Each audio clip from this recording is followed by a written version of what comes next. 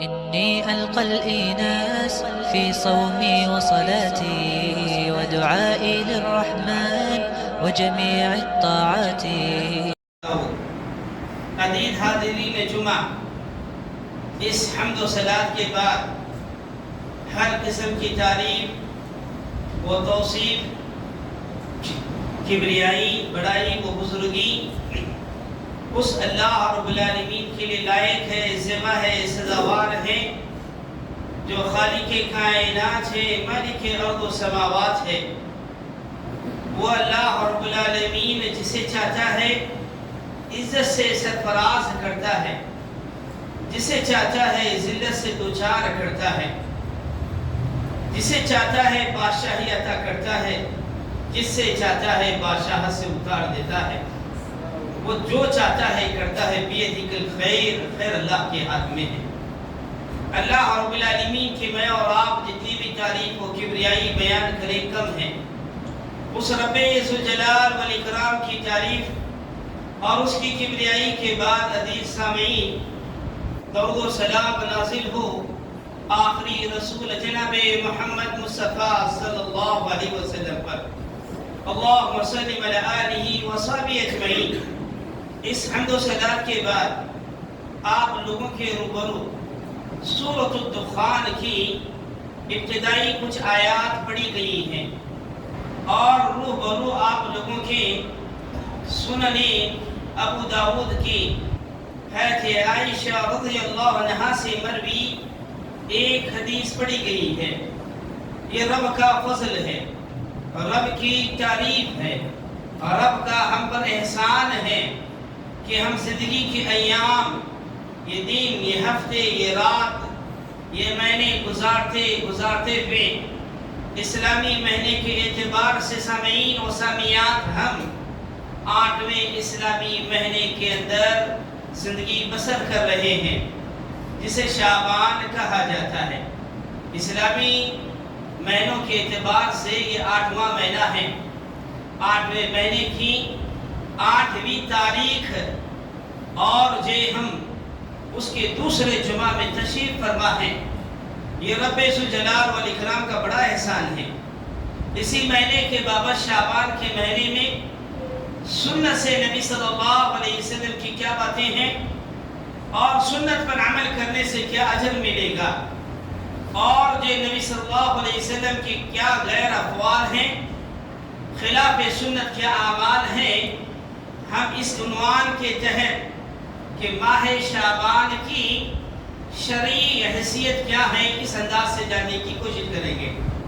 آئیے دیکھیے، زندگی میں آپ کسی بھی موڑ پر لیجئے، کسی بھی وقت، کسی بھی جگہ پر رہیے آپ، اسلام آپ کو ہر جگہ اپنی تعلیمات سے آگاہ بھی کرتا ہے، رہنمائی بھی کرتا ہے، اچھائی کا حکم بھی دیتا ہے، برائی سے روکتا ہے، خیر کی ترغیب دلاتا ہے، شر سے روکتا ہے، اور اللہ اس کے رسول کے جو احکامات ہم پہ نافذ ہیں اس کی پیروی کرنے کا جا بجگہ رب ذوالجلال والاکرام نے ہمیں حکم دیا۔ اسی لیے اللہ کے رسول صلی اللہ علیہ وسلم نے صحابہ اکرام کو سنت نبویہ کو مضبوطی سے تھامنے کا حکم دیا۔ آئیے سامعین، ان ساری تفصیلات کے بعد جو سب سے اہم ترین کام سنت نبوی والا جو عمل ہے، جس سے اس ماہ کی فضیلت اور اس ماہ کی اہمیت اور نبی صلی اللہ علیہ وسلم کا جو اسوہ نمونہ ہمیں سمجھ میں آئے گا، وہ یہ ہے کہ آپ صلی اللہ علیہ وسلم اس ماہ میں آپ جو عمل کرتے تھے وہ شعبان میں آپ روزے رکھا کرتے تھے۔ آپ صلی اللہ علیہ وسلم کا جو عمل ہے، سنت سے جو ثابت ہے، وہ روزے رکھنا ہے، اس لیے کہ اس کے بعد جو مہینہ آنے والا ہے بڑا اہم ترین مہینہ ہے، اور اس میں ہمیں عبادتوں میں ثابت قدمی رہنا ہے، اور ان عبادات میں ہمیں بڑے شوق سے، بڑے ذوق سے، بڑے اہتمام کے ساتھ عبادات کرنے کے لیے اس سے قبل نبی صلی اللہ علیہ وسلم کی تیاری دیکھیے، اس سے قبل آپ صلی اللہ علیہ وسلم کا جذبہ عمل دیکھیے۔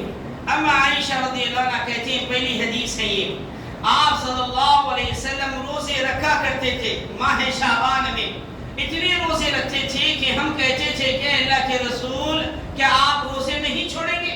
پھر آپ روزوں کو چھوڑ دیتے تھے، یہاں تک کہ آپ صلی اللہ علیہ وسلم رمضان کے علاوہ کسی دوسرے مہینے میں اتنے زیادہ روزے نہیں رکھتے تھے جتنے آپ شعبان میں روزے رکھتے تھے۔ اما عائشہ رضی اللہ عنہا کہتی ہیں آپ صلی اللہ علیہ وسلم شعبان میں سب سے زیادہ روزے رکھتے تھے۔ آئیے دوسری روایت دیکھیے، آپ صلی اللہ علیہ وسلم کا جو محبوب عمل ہے، روزے رکھنے کا بھی محبوب عمل ہے یہ۔ روزے کیوں رکھے جاتے ہیں اس کی حکمتیں آئیں گی۔ اما عائشہ رضی اللہ عنہا سے دوسری روایت ہے جس کو امام ابو داؤد رحمہ اللہ ذکر کرتے ہیں، کہتے ہیں کان احب الشہور، نبی کریم صلی اللہ علیہ وسلم کو بہت پسند تھا کہ آپ صلی اللہ علیہ وسلم شعبان میں روزے رکھتے تھے، ثم یتصلہ برمضان، روزے رکھتے رکھتے آپ صلی اللہ علیہ وسلم رمضان میں مل جاتے تھے۔ اور ایک حدیث میں آتا ہے نبی کریم صلی اللہ علیہ وسلم کے بارے میں، اما عائشہ رضی اللہ عنہا کہتی ہیں میں نبی کریم صلی اللہ علیہ وسلم کو شعبان سے زیادہ کسی مہینے میں روزے رکھتے ہوئے میں نے نہیں دیکھا، یا تو آپ تھوڑے دن روزے رکھتے یا آپ پورے ہی روزے رکھتے تھے۔ یہ تیسری حدیث ہے۔ اور ایک حدیث میں نبی کریم صلی اللہ علیہ وسلم کی اما عائشہ رضی اللہ عنہا کہتے ہیں نبی کریم صلی اللہ علیہ وسلم رمضان کے بعد کثرت سے روزے رکھنے کا جو اہتمام کرتے تھے وہ شعبان کے مہینے تھے۔ اما عائشہ رضی اللہ عنہا سے ایک نہیں، دو نہیں، 3 سے 4 احادیث آپ لوگوں کے روبرو ذکر کیے گئے۔ دوسری حدیث ازواج مطہرات میں حضرت ام سلمہ رضی اللہ عنہا بیان کرتی ہیں نبی کریم صلی اللہ علیہ وسلم جو میں نے آپ صلی اللہ علیہ وسلم کو شہرین متتابعین، آپ صلی اللہ علیہ وسلم مسلسل 2 مہینے روزے رکھا کرتے تھے، وہ کیا ہیں؟ شعبان اور رمضان۔ ابن احادیث سے یہ بات اچھی طرح سے ہمیں سمجھ میں آئی، وہ بات یہ ہے کہ آپ صلی اللہ علیہ وسلم کا اگر کوئی محبوب عمل اور آپ نے اسوہ و نمونہ کوئی پیش کیا ہے ماہ شعبان میں، آپ نے روزے رکھنے کا اہتمام کیا۔ ابھی روزے کیوں رکھے جاتے ہیں؟ روزے رکھنے کے بابت اتنے احادیث پیش کیے۔ دیکھیے شریعت اسلامیہ کا کوئی بھی حکم ہو، کوئی بھی عمل ہو، فائدے سے خالی نہیں ہے، اور ان احادیث پہ غور کیجئے گا۔ ہمیں اپنا جائزہ لینا چاہیے، ہمیں سوچنا چاہیے کہ رب ذوالجلال والاکرام کے دربار میں ہم کیسے اعمال اپنے بھیجیں۔ آئیے حدیث میں روزے رکھنے کے بابت آئیے بات اس طرح سے ہے۔ حضرت اسامہ بن زید رضی اللہ عنہ نبی کریم صلی اللہ علیہ وسلم سے پوچھتے ہیں، صحابہ کا یہ شوق تھا، صحابہ اکرام کا یہ ذوق تھا، صحابہ اکرام کی جستجو ہوتی تھی، آپ کو کوئی عمل کرتے ہوئے دیکھیں فوراً پوچھ لیے۔ اسامہ بن زید رضی اللہ عنہ نے آپ صلی اللہ علیہ وسلم سے پوچھا، اے اللہ کے رسول صلی اللہ علیہ وسلم کیا بات ہے کہ آپ شعبان کے مہینے میں کثرت سے روزے رکھتے ہیں؟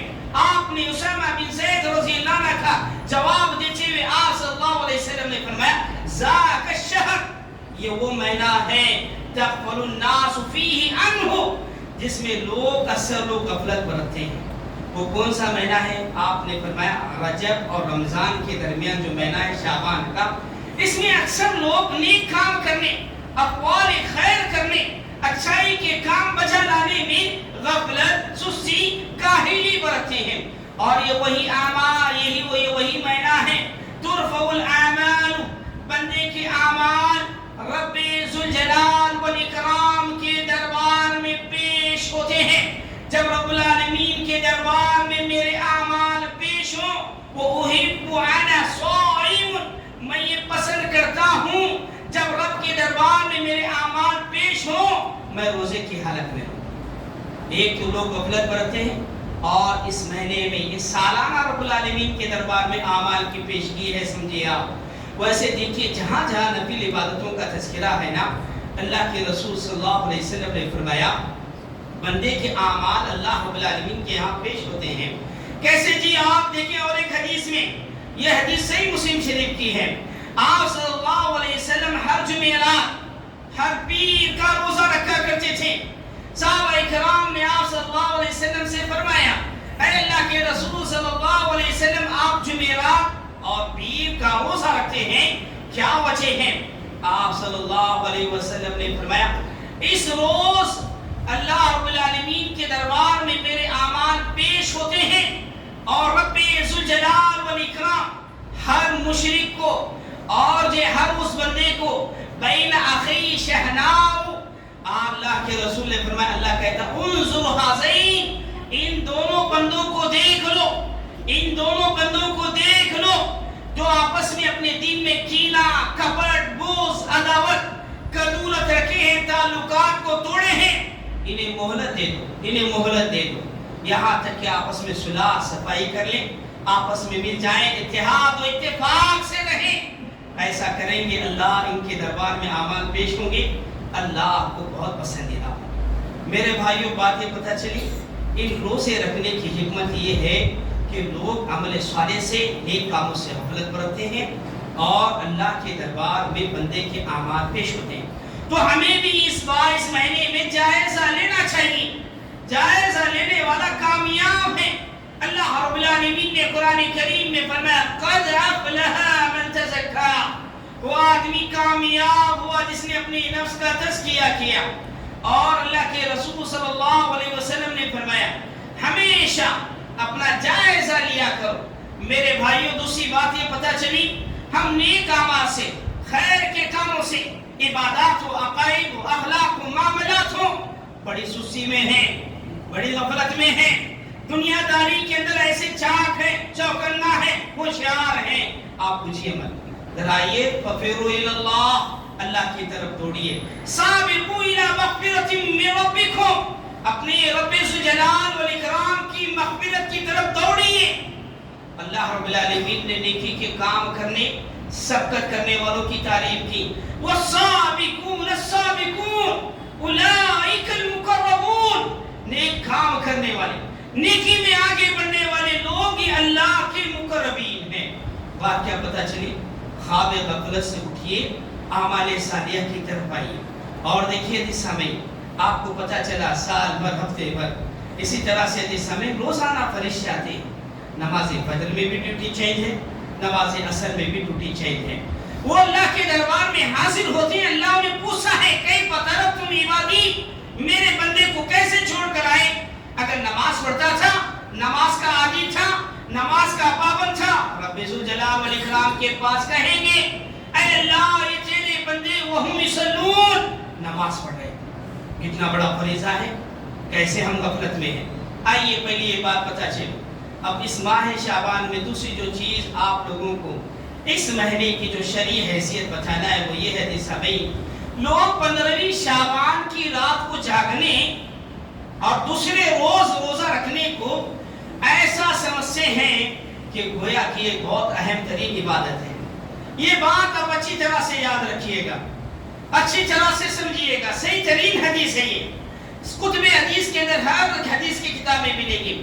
اگر عبادت کو کسی دن کسی رات میں خاص کرنا ہوتا، نبی صلی اللہ علیہ وسلم جمعہ کی رات، جمعہ کے دن قیام کو اور روزہ رکھنے کو ضروری کہتے تھے۔ آپ صلی اللہ علیہ وسلم نے منع فرمایا لا تخصو، تم خاص مت کرو جمعہ کے روز قیام کرنے کو، اور تم خاص نہ کرو جمعہ کے دن روزہ رکھنے کو۔ ہاں کسی کی عادت ہے، رمضان کے روزے آ گئے، محرم کے روزے آ گئے، ذی الحجہ کا روزہ آ گیا، کوئی آدمی عشر ذی الحجہ میں 9 ذی الحجہ کے روزے رکھتے رکھتے جمعہ کا دن آ گیا، نفل روزے میں رکھنے میں کوئی حرج نہیں ہے۔ خاص طور سے آپ نے اتنا عظیم ترین دن ہے، آپ جانیں گے تو دنگ رہ جائیں گے۔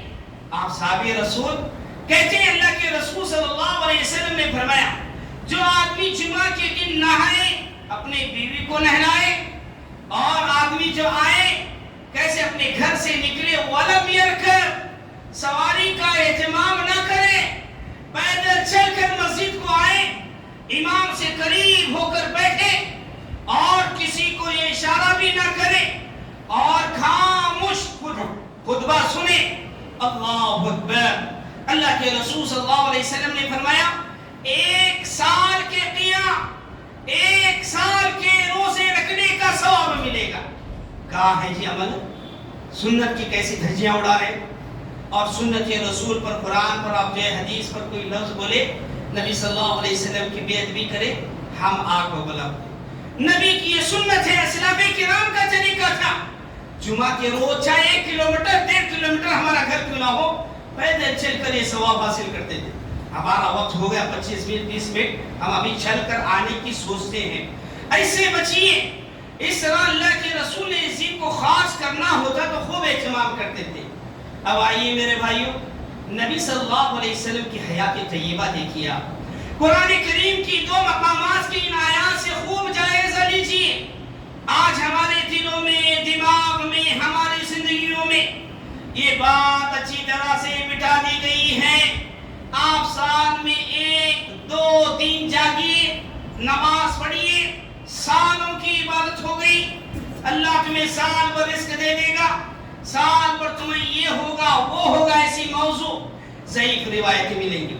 آپ صلی اللہ علیہ وسلم کی 2 احادیث آپ کو ذکر کرتا ہوں، اس سے قبل یہ 2 مقامات کی قرآن کریم کی آیات سنیے۔ اللہ رب العالمین نے سورہ زاریات میں فرمایا، ہم نے جنوں اور انسانوں کو کسی ایک دن کے لیے، کسی وقتیہ عبادت کے لیے نہیں پیدا کیا۔ رب ذوالجلال والاکرام کا فرمان ہے، وَمَا خَلَقْتُ الْجِنَّ وَالْإِنسَ إِلَّا لِيَعْبُدُونِ، میں نے جنوں اور انسانوں کو اس لیے پیدا کیا ہے کہ میری عبادت کریں۔ آئیے اٹھائیے سورہ ہجر میں اللہ نے فرمایا، فَسَبِّحْ بِحَمْدِ رَبِّكَ، آپ اپنے رب کی تعریف بیان کیجئے۔ وَاعْبُدْ رَبَّكَ حَتَّى يَأْتِيَكَ الْيَقِينُ، رب کی بندگی سے یہ زندگی چننا چاہیے۔ جب رب کی بندگی زندگی سے کٹ گئی، شیطان آ گیا۔ یہ بندگی لمحہ لمحہ، یہ وقتاً زندگی بھر، سال بھر ہمارا یہ تقاضا کرتی ہے، تمہاری وجود، تمہارا یہ زندہ رہنا بندگی میں ہے۔ بندگی کے علاوہ یہ شاید انسان کے پیدائش کا مقصد نہیں ہے، ورنہ کیا ہو جائے گا؟ بل انعام، جانور ہیں، کھا رہے، پی رہے، گھوم رہے، عیاشی ہے، کوئی پوچھنے والا نہیں، کوئی ٹوکنے والا نہیں۔ لیکن انسان ایسا نہیں ہے، اللہ نے عبادت کے لیے پیدا کیا، اور وہ عبادت کیسے؟ بالغ ہو گئے، موت آنے تک، موت کا فرشتہ روح قبض کرنے تک، سردی کیا، گرمی کیا، بیمار کیا، صحت کیا، اچھے کیا، برے کیا، صبر، خوشی کیا حالات، کمی کیا حالات، ہر لمحات میں ہماری یہ زندگی اللہ کی بندگی میں گزرنا چاہیے۔ کیسے گزارے؟ ہمارے لیے اسوہ نمونہ دیکھیے۔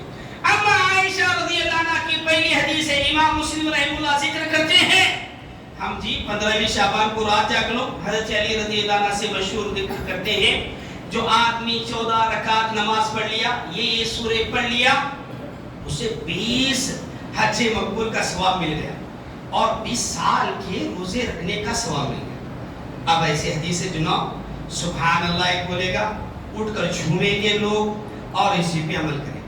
ایسا نہیں، حدیث میں اور چیزیں، ان دونوں حدیث میں نبی کے اسوے پہ قربان ہو جائیے، نبی کی زندگی کو اپنے لیے لاہے عمل، ہر قدم میں، زندگی کے ہر موڑ میں، زندگی کے ہر وقت میں، زندگی کا کوئی بھی شعبہ ہو، نبی سے ہٹ کر عمل کرو گے، ہلاکت ہے، تباہی ہے۔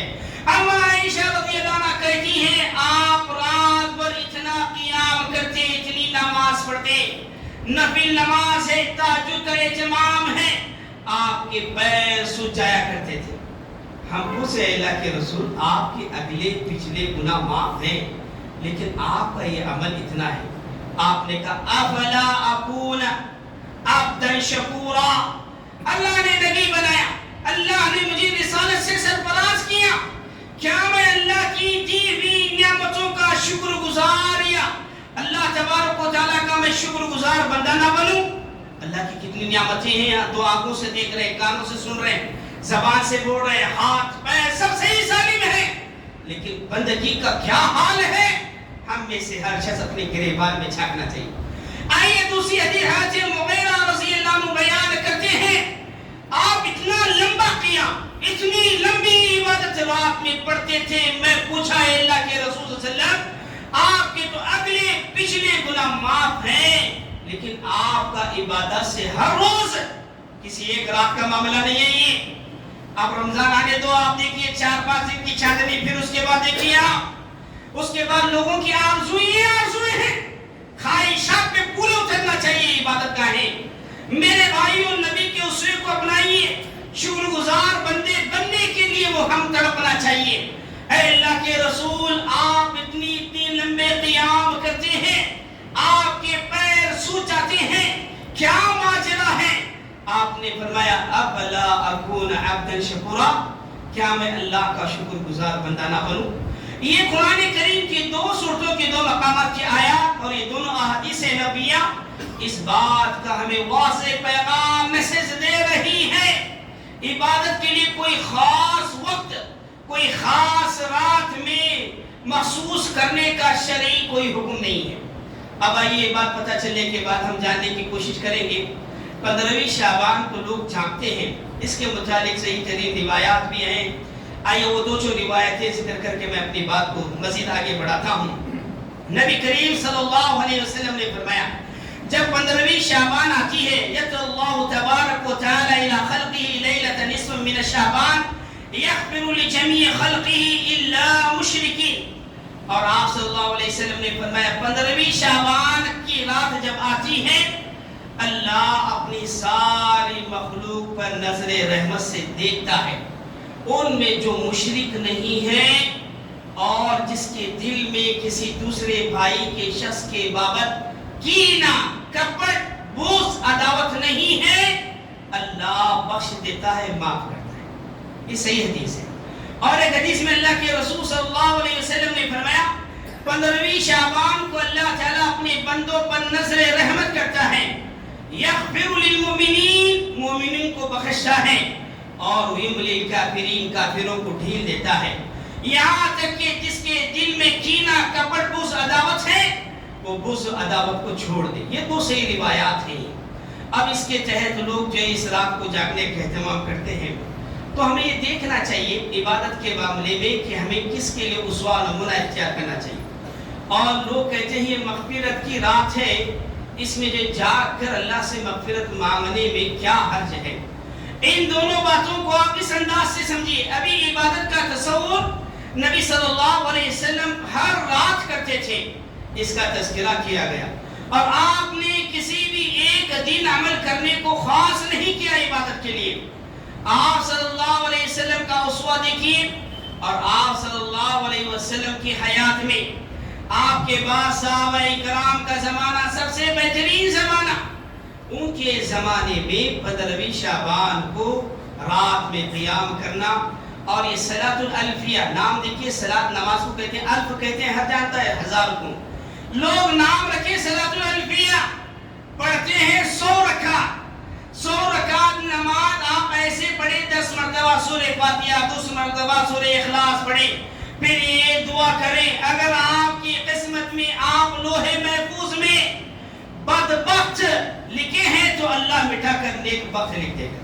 یہ سب صحیح روایت، موضوع روایت ہے، صحیح روایتوں پر عمل نہیں ہے، مسجد ویران ہے۔ کیا ہے سے حدیث؟ حضرت ابو ہریرہ رضی اللہ سے مروی ہے، اللہ کے رسول صلی اللہ علیہ وسلم نے فرمایا کیا کسی کے گھر کے سامنے سے نہر بہ رہی ہے، اس نہر میں 5 مرتبہ وہ سوئمنگ کر رہا ہے، تیر رہا ہے، غسل کر رہا ہے، ہر یبقى من درنی شیء، کیا اس کے جسم میں کوئی گندگی باقی رہتی ہے؟ صحابہ کرام نے کہا اے اللہ کے رسول، جس کے گھر کے سامنے نہر بہ رہی ہے، 5 مرتبہ غسل کر رہا ہے، اس کے جسم میں کوئی گندگی باقی نہیں۔ آپ نے فرمایا کذالک صلاۃ الخمس، 5 وقت نماز پڑھنا ایسے ہی مناسب ہے۔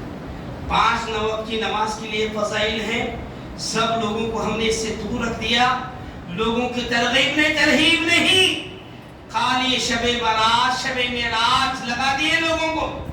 لوگ بھی ایسے کہ قرآن و حدیث سے دور ہوتے جا رہے ہیں۔ میرے بھائیو، آئیے ان دونوں حدیث کے بعد لوگ یہ بھی کہتے ہیں یہ فیصلوں والی رات، رزق والی رات، اور جو ہر چیز جو اس میں فیصلے کیے جاتے ہیں۔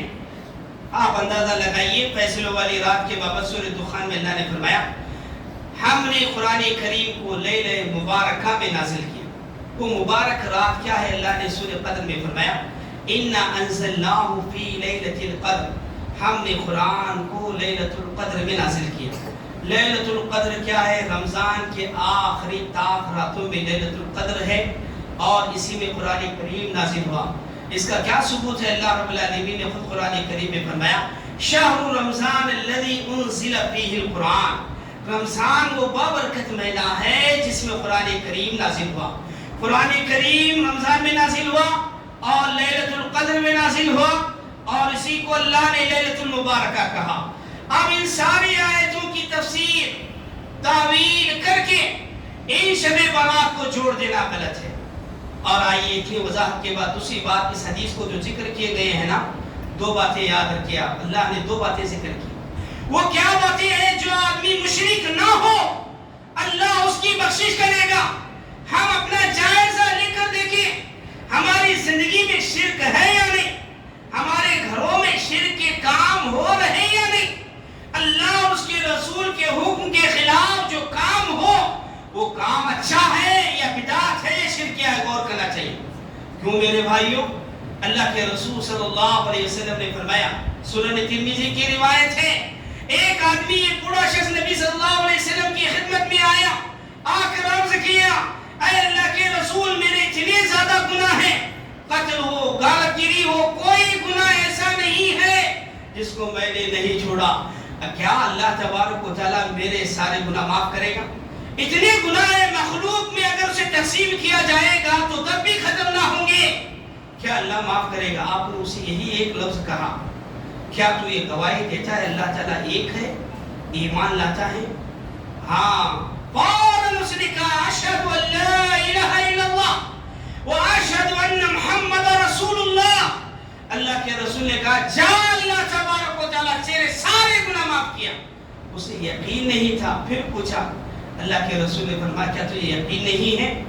اللہ تبارک و تعالیٰ اسلام لانے والے کے لیے بشارت دے رہا ہے، جو آدمی اسلام میں آیا اس کے سارے گناہ معاف۔ تو اسلام بھی لایا اور شہادت اللہ کی توحید کا اقرار بھی کر رہا ہے، اللہ جا تیرے گناہ معاف کرے۔ ہم پوری زندگی مشرکانہ اور یہ عبادتیں، مسجدوں کو سجانا، کمکمے لگانا، چراغاں کرنا، نہ جانے کیا کیا چیزیں کرتے ہیں، شرکیہ کام کر کے امید ہے کہ اللہ بخشے گا۔ اگر بخشش و مغفرت کی امید ہے میرے بھائیوں، شرک سے توبہ ضروری ہے، توحید کو اپنانا چاہیے۔ علامہ اقبال نے کہا تھا توحید تو یہ ہے کہ خدا حشر میں کہتے، توحید تو یہ ہے کہ خدا حشر میں کہتے بندے دو عالم سے خفا تیرے لیے، میں تو نے توحید کو نہیں اپنایا، میں سارا تیرے سے خفا ہوں، ناراض ہوں۔ اور توحید کے امانت اپنے دلوں میں پیدا کیجیے، دنیا سے مت ڈریے، دوست کیا کہے گا، پڑوسی کیا کہیں گے، رشتہ دار کیا کہیں گے، نہیں، توحید ہی اصل شے ہے۔ اللہ تعالیٰ معاف کرے گا۔ 15ویں رات کی شعبان آ رہی ہے، اللہ کے رسول نماز پڑھے، صحابہ اکرام نے بخشش کی دعا کی، ہم بھی دعا کریں، ختم ہو گئی بات، جاگنے کا کوئی اہتمام نہیں۔ اگر توحید سے ہٹ گئے تو یاد رکھیے ان اعمال کا کوئی دار و مدار نہیں، حبا منصورا، ریت کا بڑا پہاڑ ہے، تیز ہوا آئی سارا زمین بوس ہو گیا۔ دوسری شخص میں چیز جو شرط ہے حدیث میں وہ کیا ہے؟ اپنے بھائی کے بابت دل میں کینہ کپٹ نہیں رکھنا چاہیے۔ کون ایسا شخص ہے جو بتائیے آج ہر شخص کے دل میں اللہ جسے رحم کرے، اللہ جسے توفیق دے وہی شخص بچا ہوا ہے، ورنہ میرے بھائیو ہمیں سے ہر شخص، نہ میں اس سے بری ذمہ نہ آپ اس سے بری ذمہ، یہ فطرت ہے۔ اس لیے اللہ کے رسول صلی اللہ علیہ وسلم نے ہمیشہ ایسی چیزوں سے ہمیں بچنے کی تعلیم دی ہے۔ یہ دونوں شرطیں اپنائیے، اللہ تبارک و تعالیٰ جو ہے معاف کرے گا۔ اور آئیے میرے بھائیو یاد رکھیے، یہ صرف 15ویں شعبان ہی کو نہیں ہوتا، ہر روز ہوتا ہے، ہر روز اللہ معاف کرتا ہے۔ اٹھائیے صحیح مسلم شریف کی حدیث ہے، اللہ کے رسول صلی اللہ علیہ وسلم نے فرمایا جب رات کا تیائی حصہ باقی رہتا ہے اللہ تبارک و تعالیٰ آسمانی دنیا پر اتر آتا ہے، کہتا ہے من یدعونی استجب، جو مجھے پکارے گا میں اس کی پکار کو قبول کروں گا، من یسألنی فآتیہ، جو مجھ سے سوال کرے گا سائل بن کر آئے گا، اس سائل کی مانگنے والے کی مراد میں پورا کروں گا۔ کوئی ہے جو مجھے بخشش طلب کرے میں اسے معاف کروں گا۔ یہ کل یوم و لیلہ، یہ ہر رات ہو رہا ہے، کبھی ہم نے خاص کر کے رکھ دیا، سارے دن میں سال بھر ہم لوگ کیا کرتے ہیں؟ چبوترے گرم کرتے ہیں، رات بھر یہ گاڑی وہ گاڑی، یہاں پڑھ کے مر گئے، وہاں چلے گئے، یہاں چلے گئے، یہ رات میں نوجوان لے کے چلے گئے گاڑی۔ ارے کسی کو ایک اولاد اللہ نے دیا ہے، ہمارے یہ ساری چیزوں کو، کتاب و سنت کو چھوڑنے کی وجہ سے کسی کی جان چلی جائے۔ یہ وقت کا تقاضا ہے قرآن و حدیث کی صحیح ترین باتوں کو جاننا اور اس پہ عمل پیرا ہونا۔ ہر روز رات کو اٹھیے، تہجد میں اللہ سے مانگیے، اللہ دے گا۔ اللہ سے سوال کریے، سوال پورا ہوگا۔ اللہ سے بخشش اور بخشش طلب کیجئے، اللہ بخش دے گا۔ اب آئیے لوگ دلیل بناتے ہیں کیسے قبرستان جانا ہے، قبرستان مردے زندہ ہوتے ہیں، اس کا عقیدہ کیا ہے؟ ایک بڑی تفصیل ہے، مرنے کے بعد روحیں کہاں ہوتی ہے، انشاءاللہ ذکر کیا جائے گا آپ لوگوں کے بارے میں۔ صحیح مسلم شریف کی ایک حدیث واضح کر کے میں آپ لوگوں کو ذکر کروں گا۔ لوگوں کے اندر یہ عقیدہ ہے اس مہینے میں لوگ گھروں میں چولہا کلر لگاتے ہیں، گھر صاف کرتے ہیں، مرے ہوئے لوگوں کی روحیں آتی ہیں، فاتحہ خوانی، ارے نہ جانے کیا کیا بدعت کے کام کیے ہیں۔ اللہ کے رسول نے فرمایا من عمل عملا لیس علیہ امرنا فہو رد، کوئی بھی کام آپ نے ایسا کیا ثواب کی نیت سے جس کا میں نے حکم نہیں دیا، وہ مردود ہے۔ جس طرح شیطان مردود ہے ویسے وہ کام بھی مردود ہے۔ لوگ کہتے ہیں آپ صلی اللہ علیہ وسلم بقیع گئے، وہاں پر جا کر جو آپ نے دعا کی 15 شعبان کو، اور بنو کلب کے بکریوں کے بالوں کے برابر بھی اللہ بندے کے گناہ رہے تو معاف کرے گا۔ وہ حدیث کیا ہے ہمیں جاننا چاہیے۔ یہ حدیث امام ترمذی رحمہ اللہ ذکر کرتے ہیں، لیکن وہ حدیث ضعیف ہے۔ صحیح مسلم شریف میں جو صحیح حدیث آئی ہے سامعین، اس کا جاننا بہت ضروری ہے۔ وہ حدیث کیا ہے؟ آپ صلی اللہ علیہ وسلم کے بارے میں اما عائشہ رضی اللہ عنہا کہتی ہیں، صحیح مسلم شریف کی حدیث ہے، ایک رات آپ صلی اللہ علیہ وسلم آئے، آپ صلی اللہ علیہ وسلم چادر اوڑے ہوئے تھے، آپ جوتے پہنے ہوئے تھے۔ یہ صحیح مسلم شریف کی حدیث ہے، اس کا پورا ترجمہ میں آپ لوگوں کے روبرو پڑھ رہا ہوں، سنیے گا۔ کسی بھی چیز کا، کسی کا لفظ جہاں حدیث میں نہیں ہے اسے لوگ سیٹ کر کے بتائیں اور جاگنے کا اہتمام کریں، غلط ہے۔ آپ صلی اللہ علیہ وسلم چادر اوڑے ہوئے تھے اور آپ صلی اللہ علیہ وسلم جوتے پہنے ہوئے تھے۔ اس چادر اور جوتے کو آپ نے کھولا، اس چادر کے حصے کو آپ نے بچھایا اور آپ صلی اللہ علیہ وسلم لیٹ گئے۔ کچھ دیر ہی گزرے تھے، آپ صلی اللہ علیہ وسلم ایسے محسوس کیے کہ میں سو گئی ہوں۔ آپ آہستہ اٹھے، آہستہ دروازہ بند کیے، چلنے لگے باہر۔ میں بھی اپنا دوپٹہ لی، اپنے ذرا پہنی، میں بھی آپ صلی اللہ علیہ وسلم کے پیچھے پیچھے چل دی۔ آپ بقیع میں گئے، کافی دیر تک کھڑے ہوئے اور 3 مرتبہ آپ نے ہاتھ اٹھائے اور دعا کرنے لگے۔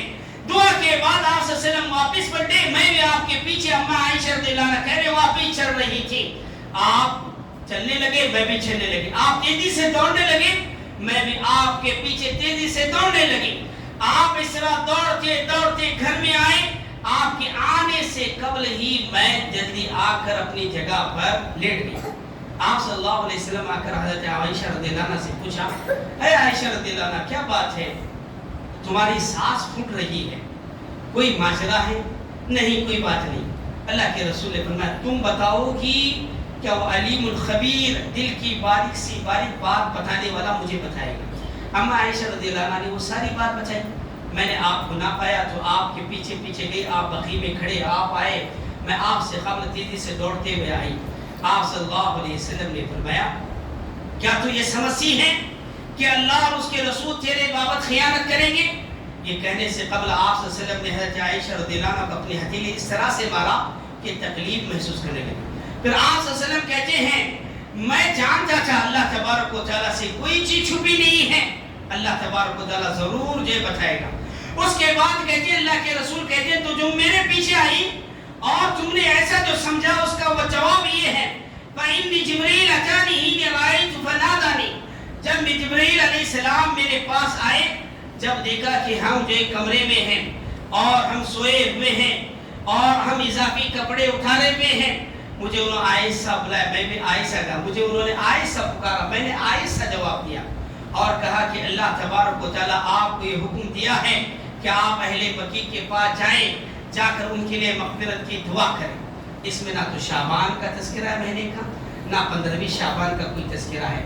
میں نے آپ کو اس لیے نہیں بتایا کہ آپ تنہا رہیں گی، وحشت محسوس کریں گی، آپ اکیلی رہیں گی تو ڈر جائیں گی۔ اما عائشہ رضی اللہ عنہا پوچھتی ہیں آپ اہل بقیع کے لیے ان کی مغفرت کے حق میں آپ نے کیا دعا کی؟ آپ صلی اللہ صلی اللہ علیہ وسلم نے وہ دعا بھی پڑھ کر بتائی، السلام علی اہل الدیار من المؤمنین والمسلمین یرحم اللہ المستقدمین منا والمستاخرین وَإِنَّ إِنْ شَاءَ اللَّهُ بِكُمْ لَاحِقُونَ۔ اللہ تبارک و تعالیٰ جو مسلمان مومنوں کے گھر ہیں ان پر سلامتی نازل فرمائے۔ آپ پہلے آئے، ہم بعد میں آنے والے ہیں، ہم سب کو جو ہے ایک دینی جگہ پر آنا ہی ہے۔ یہ صحیح مسلم شریف کی پوری روایت ہے جس ہمیں اس میں نہ تو 15ویں شعبان کو قبرستان خاص طور سے جانے کا تذکرہ نہیں ہے۔ اللہ کے رسول کا حکم ہے جی، ہمارے آرزویں خواہشیں دنیا میں رہ کر ایسی ہو گئی کہ دل سخت ہو گئے۔ آپ نے فرمایا تم قبرستان کی زیارت کیا کرو، اس سے تمہیں موت کی یاد آئے گی، تمہاری لذتیں کم ہوگی اور تمہارا دل بھی نرم پڑے گا۔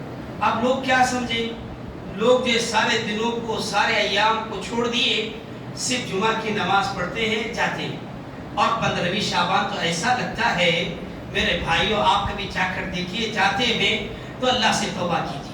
15ویں شعبان کی بقیع جانے کے بابت ایسی کہانیاں گھڑ کر قبرستانوں کو جانے، مردوں کے زندہ ہونے کے سارے عقائد باطل ہیں۔